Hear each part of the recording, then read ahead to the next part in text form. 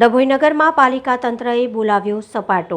નગરના વિવિધ વિસ્તારમાં લારી પથારાવાળાઓ સામે કડક હાથે કાર્યવાહી કરાઈ। નગરપાલિકાએ નિયત કરેલ ભાડું 3-4 મહિના સુધી ભરપાઈ નહીં કરતા વેપારીઓનો સામાન કબજે કરાયો। લારી સહિતનો કેટલોક માલ સામાન નગરપાલિકાએ જપ્ત કર્યો। કાર્યવાહી દરમિયાન નગરના મહુડી ભાગોળ વિસ્તારમાં લારી પથારાવાળા વેપારીઓ અને નગરપાલિકાના કર્મચારીઓ વચ્ચે સંઘર્ષ સર્જાયો। નક્કી કરાયેલા ભાડા ભરપાઈ કરી મુદ્દામાલ છોડાવી જવા નગરપાલિકા તંત્રએ જણાવ્યું હતું।